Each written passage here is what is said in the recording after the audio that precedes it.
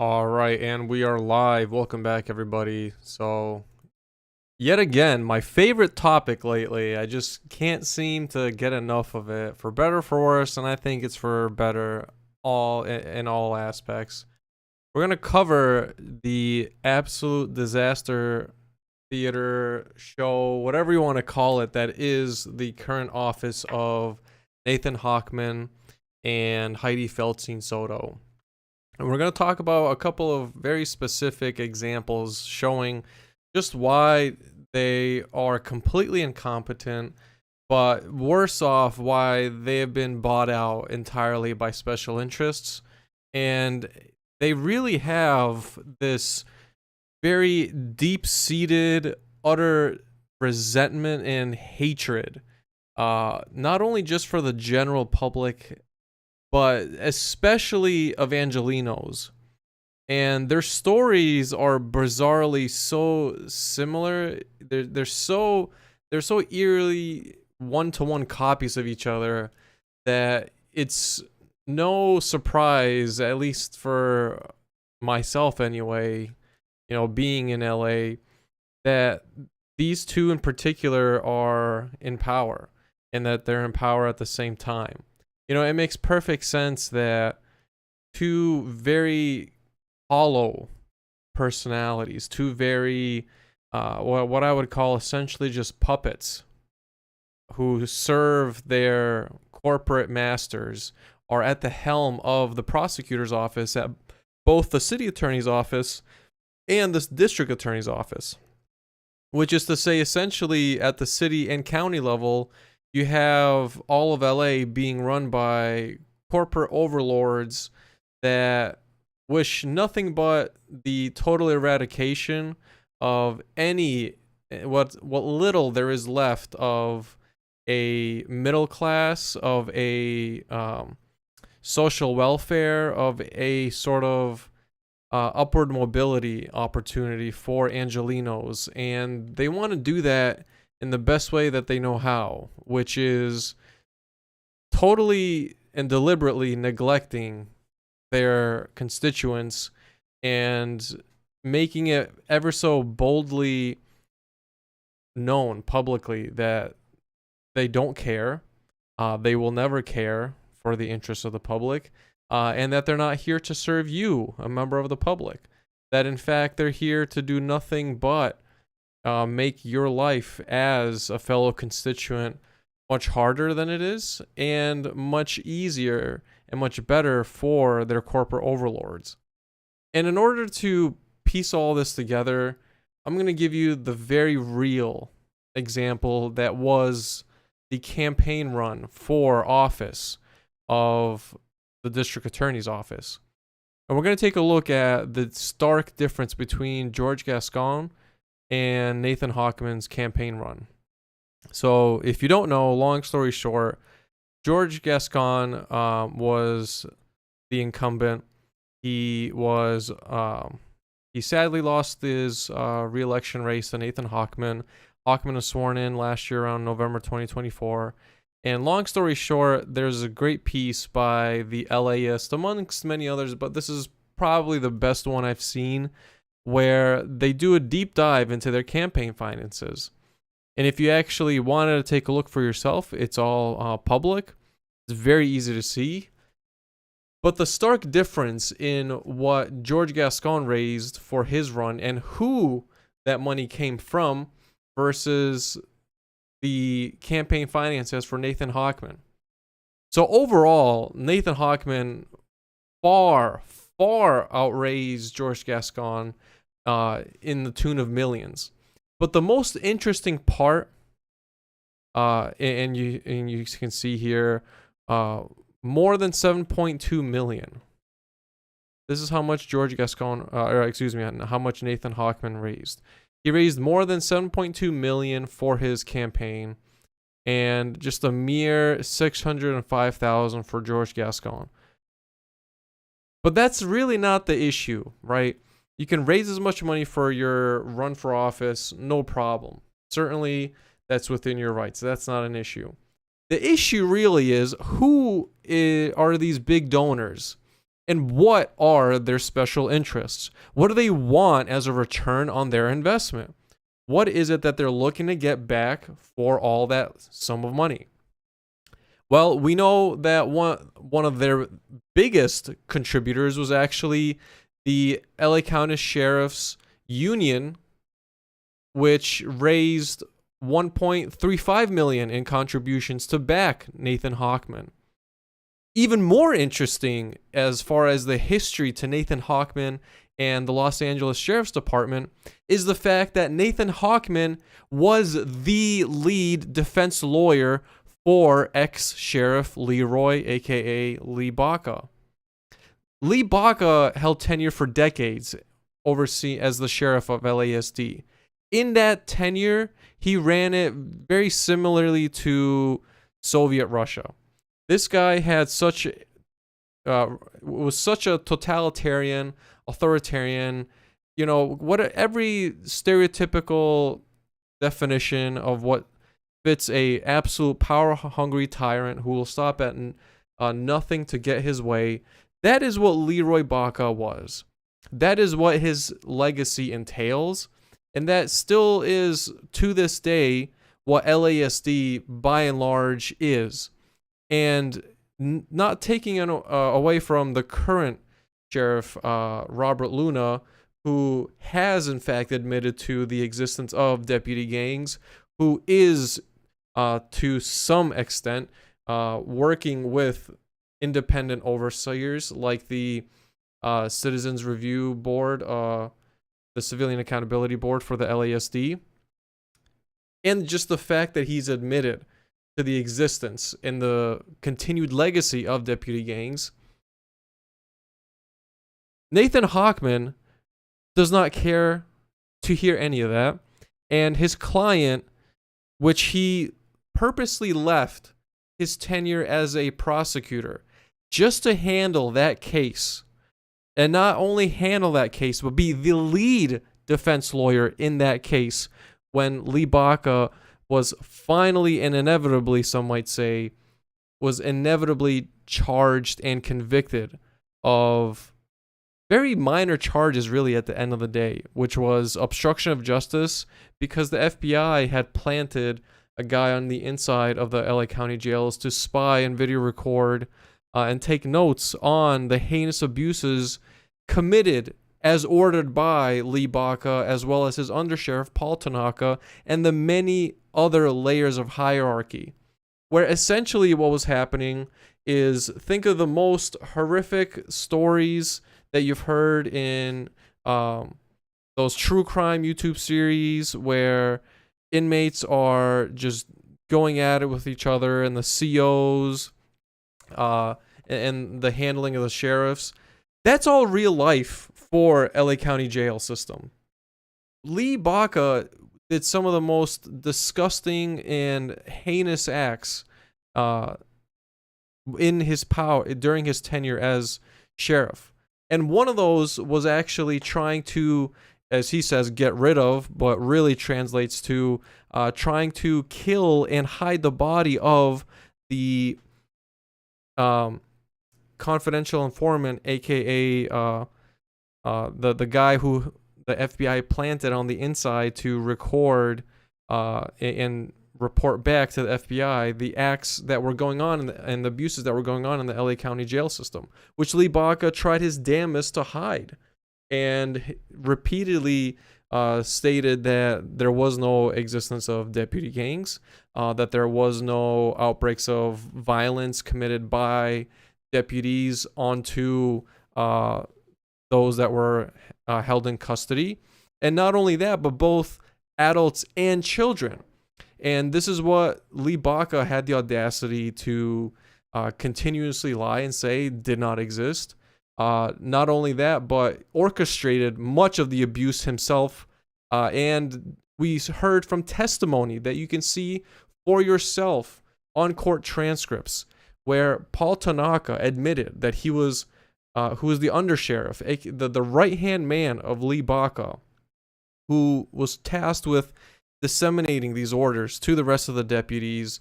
Paul Tanaka admitted that he was a gang member, that he had a gang tattoo on his ankle, and that this is all part of the court record, that the existence of deputy gangs is very much real, and that it has its origins directly at the helm of the sheriff's office, the sheriff himself and the undersheriff, and that they knowingly and willingly did these acts, did not care for the repercussions, and went out so far out of their way to go and essentially threaten not only those that were trying to report on some of these abuses, but even had the audacity to send sheriff's deputies over to the house of the FBI agent who was literally tasked with investigating him.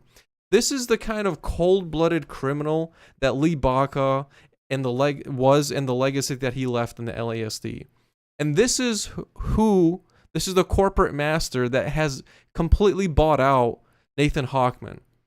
And when you take a look at just the essence of who Nathan Hochman is as a person, you can very clearly see it in much of the tweets I've sent out with an actual copy of one of the trial transcripts where it was Nathan Hochman, aka the defense's turn to cross-examine witnesses, and the court was demanding to see a witness list from Nathan Hochman. And Nathan was trying to spin up some total nonsense, right? Total nonsense to say, well, I gave something, there was something put on a note somewhere, I think I gave it to the government. And the judge just stopped him. This is the first thing that is ever said, right? Very simple thing to do. You walk in, it's your day, it's your time for trial, it's your time to cross-examine. It's a very simple procedural step. The court needs to see, where is your witness list? I need to know who you're going to cross-examine, and I need to know before you actually call these witnesses. And this moron, well, he was trying to play one anyway, but it's hard to tell sometimes with these malicious actors like Nathan Hochman. It's hard to tell where it's playing versus actual incompetence. But he was trying to pull a fast one to say, we already filed one and we don't really need one. But that's just not how court works. So he was admonished for that. And the judge demanded to see a witness list, to which Hochman submitted one. And his strategy in trying to defend Lee Baca and his behavior, which is totally indefensible, but his strategy was to say, well, Your Honor, we don't have any witnesses because there is, in fact, nobody to testify to the abuses that are going on because the abuse doesn't exist. And that was his whole strategy. He pulled off one witness that was a deputy that was a known deputy that was a part of a gang, okay? And that was their witness to brown nose Lee Baca and say how great of a sheriff he was. And that was it. That was the whole strategy and goal. To say, look, Lee Baca is actually a stand-up guy. He's never done anything wrong. He doesn't do crimes. The LA County jail system is totally fine. There's nothing to see here. Everything that everybody has ever said about Lee Baca and the LA County jail system is total malarkey, and you shouldn't believe him. That was his strategy. Needless to say, it failed miserably, but that was the strategy. And when you realize that this is who Nathan Hochman is, you begin to understand just how deeply, deeply ill-positioned he is to ever have any sort of positive impact and actually care to do positive acts for the people of LA. He does not care for the well-being of Angelenos. He only cares to serve his corporate masters. One of the biggest being the LA County Sheriff's Department. The very same agency that we know for a fact, we know from all of the public hearings, repeatedly, time and time again, both at the Civilian Oversight Board for the LASD, as well as the LAPD Police Commissioners Board, we have heard for years now, time and time again, that overall violent crime and overall crime is down.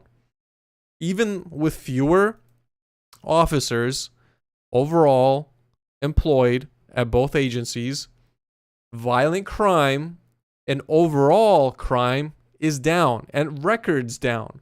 Okay? Record lows. That doesn't mean that there aren't some crimes of moral turpitude and capital crimes occurring. Obviously, there are. But what it means is that overall, the public is not committing violent crimes.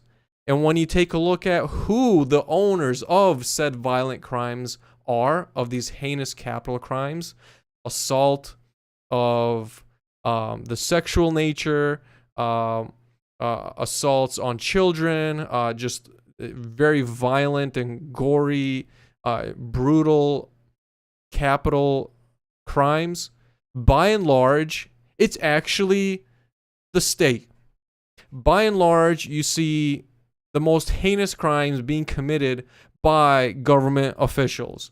By and large, what you see and get are law enforcement officers from both sides, LASD and LAPD, committing disgusting acts like domestic violence, repeated DUIs, and never paying the consequences for them. And I don't mean just a fine, but we have yet to see these officers lose their post license, a condition that they can actually fight for, and they're supposed to fight for as a prosecutor. All we see is complaints being banished within LAPD and LASD, and these officers going back right on the field. I have particular stories for LASD where the evidence is so overwhelming of officers committing just the most blatant of domestics, as well as assaults on of inmates. It's astounding that they're not getting prosecuted. Quite literally, it blows my mind at how either utterly incompetent, right? Because it can only be one or the other. You're either an extremely incompetent prosecutor that you can't even read evidence, or, and some people might say but I'll say or, you're totally bought out by your corporate overlords. The biggest one being the LASD, that you're not going to prosecute them. You're not going to prosecute one of your own.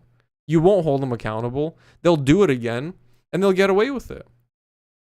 And this is the legacy of Nathan Hochman. This is who Nathan Hochman is. And when you actually read, okay, for those that care to read, okay, so like what policies does Nathan Hochman have, right? What things did Nathan Hochman actually run on? Well, we can actually see that very easily. We can actually see his website. And his website is meaningless. His policies were literally just repeal what George Gascon did. That's it. Nothing unique to his name. He stands for nothing. He's a hollow, empty shell for his corporate overlords to fill. And it's exactly what Hydee Feldstein Soto is. Hydee was a corporate lawyer specifically for banks her entire career. And Hochman was a short-lived prosecutor that literally left his job to defend one guy in particular, to buy their support. That's the purpose of why he did the defense of Lee Baca and Paul Tanaka, to buy the support of the LASD, right? To constantly run and spin the narrative that there's no gangs, that all is well, that Lee Baca was just a falsely accused man who had a long-standing tenure because people really loved and cared for him. But the reality is that the law enforcement and anybody else in the public were absolutely terrified of Lee Baca because they knew how much of a cold-blooded criminal he was. That they were too afraid to run against him because of the repercussions it would have. Where Baca was known for sending deputies over to his dissenters to harass the crap out of him. This is North Korea type shit. This is no different than the crap that North Koreans pull whenever anybody within their ranks ever has the audacity to make any sort of dissent and have any sort of criticism of the government. This is who Nathan Hochman supports. This is who his corporate master is. And Nathan Hochman has nothing unique to his name at all. He has no special directives other than I repealed what Gascon had, but he has nothing else for himself. He has no policies, and he can't even submit a stupid witness list, but yet he's a prosecutor, right? He's a prosecutor. He stands for what? He stands for the interests of real estate developers. He stands for the interests of corrupt law enforcement. And he's guaranteeing, he's telling you to your face that he will let them get away with it, that he does not care about you. But more than that, he hates you. He does not wish to uphold any of the oaths that he took when he was sworn into office. He does not care to defend Angelenos. He will make sure that cover-up is the norm. And it's exactly why his office is having such a hard time hiring deputies as well for their office. It's why the Board of Supervisors hates the DA's office, just like it hates the LASD's office.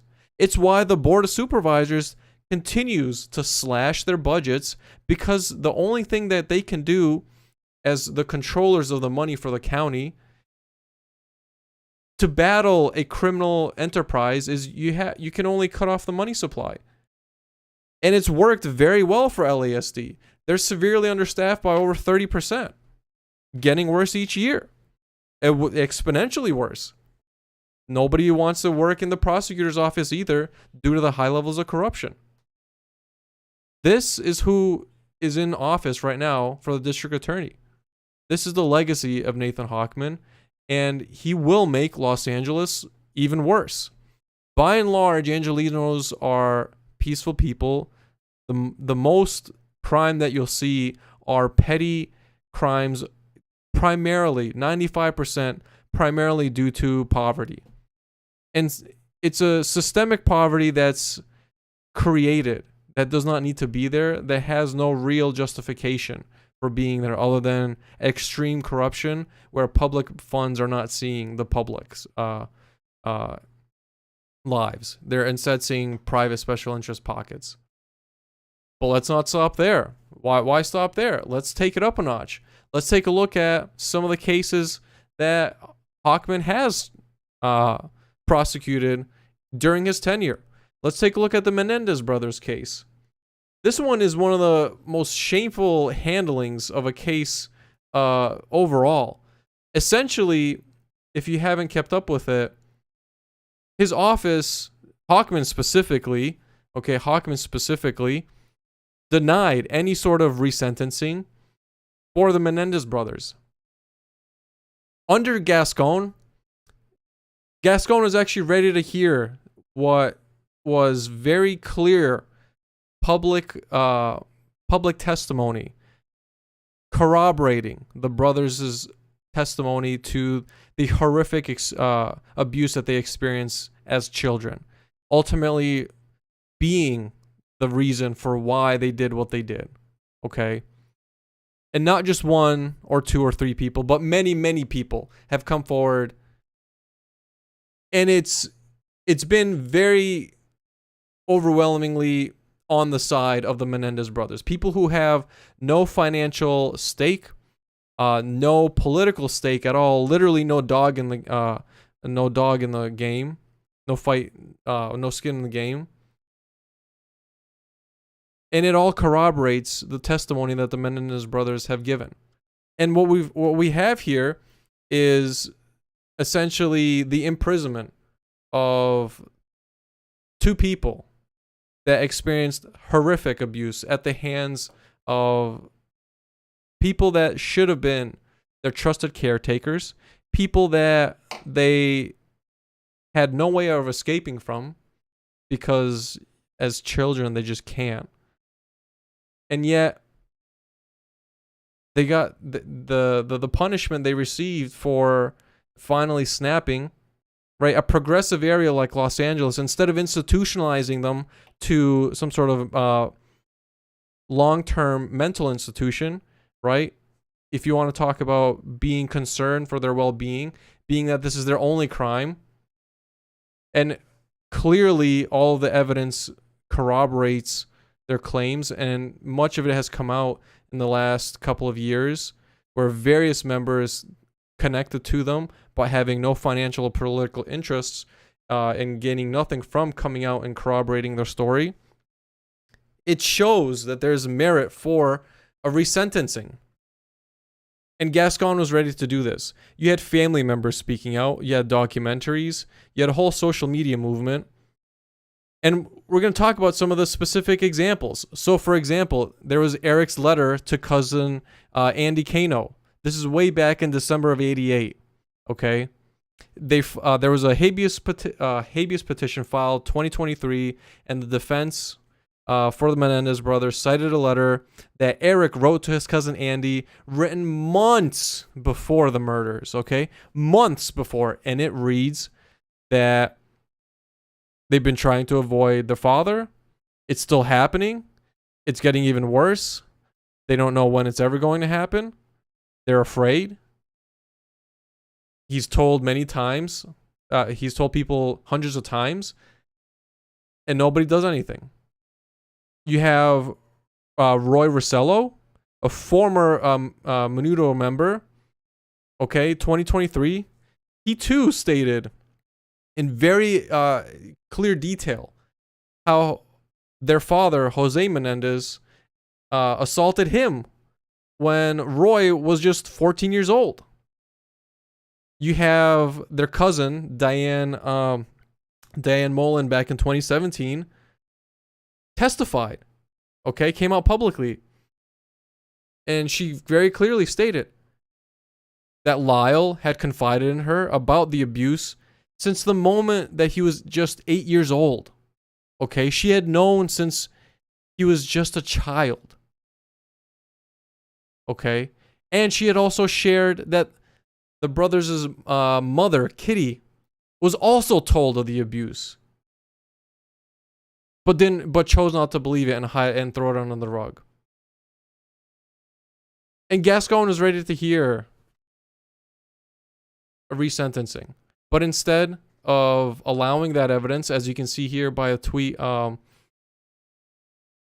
by here in LA, that much of this testimony for the abuse that they clearly sustained and all of the public testimony that's come out ever since was never even heard on their case for consideration during their resentencing.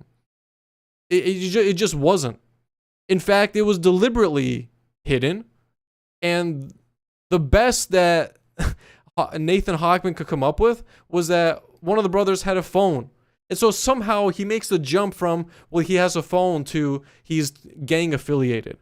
Well, if we're going to go down that rabbit hole, anybody that actually understands the prison and jail system understands or should understand that the only way anybody could ever possibly get a phone inside is through the help of a deputy or a CO. Right? Anybody that's in jail, that's the only way you can, it has to be smuggled in. It's not like the inmates themselves can just simply leave, walk to their local Walmart, get one of those payphones, and come back, and then that's just not how it works. So if we're going to go down that route, why didn't Hochman's office go and investigate just who from the deputies had a hand in the smuggling operation? Ensured that the phone would get to one of the brothers. Why isn't that person being prosecuted? Why is it exclusively just on the shoulders of the brothers to bear as a burden? And why does that count so heavily? This is the legacy of Nathan Hochman. A guy that's so deep in the pockets of his corporate masters that he will do anything. And it's why he's making his run of media left, right, front, and center. He's going on just about the most obscure podcast runs, doing interviews left and right. And it's because they want to reelect him. He clearly has aspirations. ideally of a higher office. I doubt he'll get it, primarily because he just doesn't have the makings of a varsity athlete. Truth be told, he has no unique identity. There is no such thing as a who is Nathan Hochman. There's nothing there. Nathan Hochman is whoever his corporate overlords say he is. That's all he will ever be. That's what he's chosen in life, and he's content with that.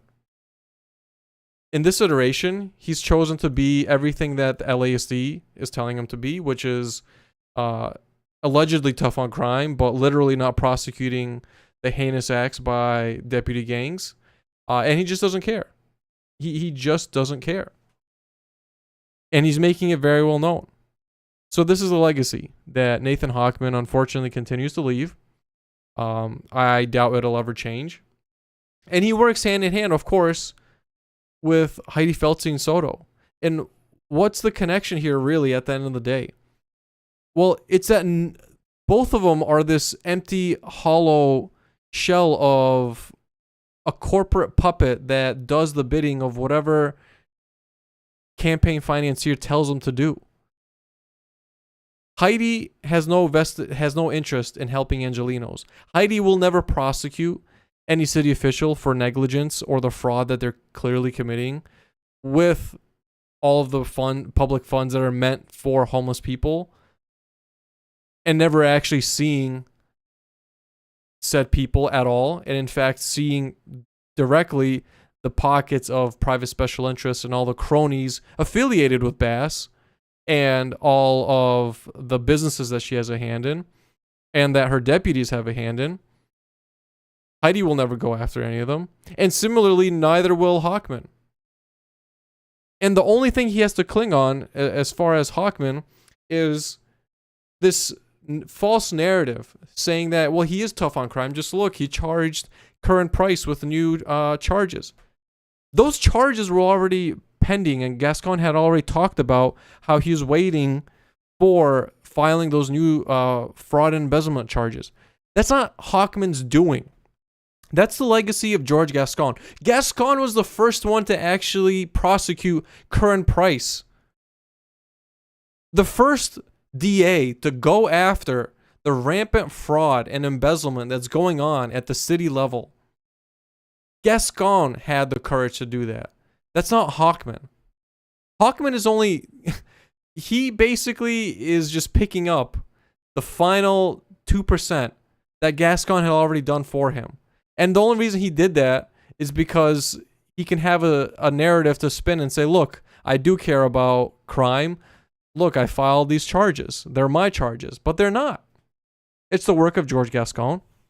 And so this is who you have at the helm of the both prosecutors' office at the city and county levels.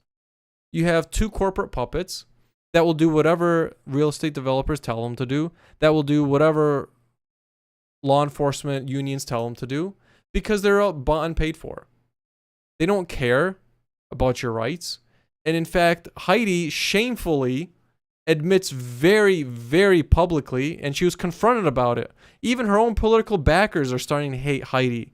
And you can see it at the Sherman Oaks Homeowner Association interview, where she was confronted outright by her own host, who challenged her outright and said, we hate how corrupt your office is.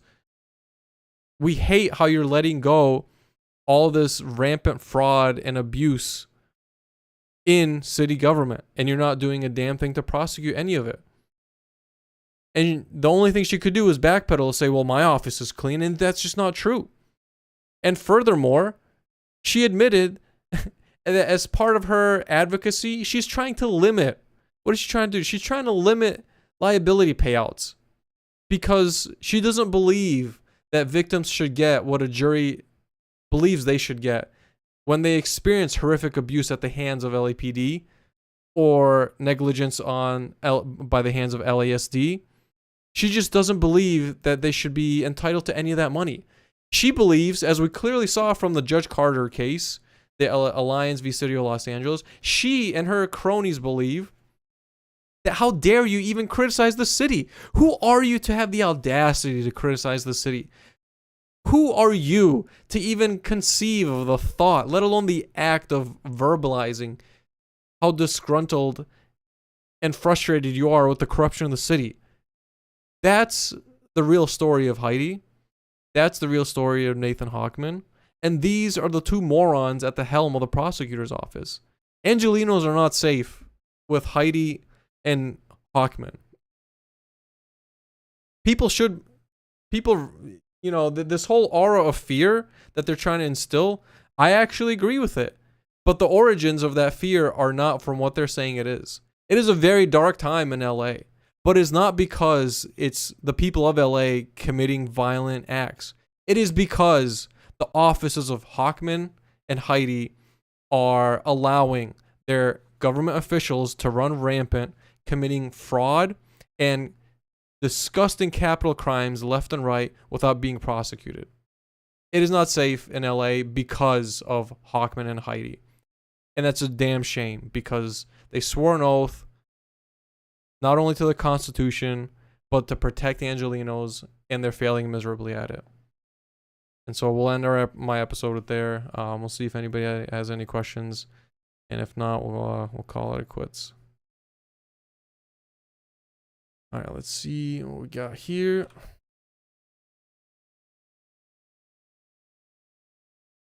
Oh yeah, and by the way, if you haven't already, shout out to the LAist. I got this talked to some of their reporters actually at the Judge Carter case. Surprisingly, there was one LA Times guy, and he didn't even stay there for the whole trial that was going on for the whole 2 weeks. But LAist had reporters there the entire time, so that shout out to the LAist for that.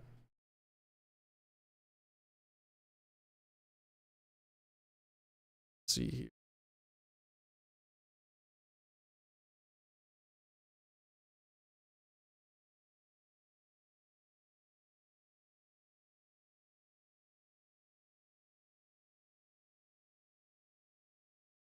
All right. I don't think we got anything. So, all right. See you guys next time. Appreciate it. Thanks. And we'll end it there. Peace out.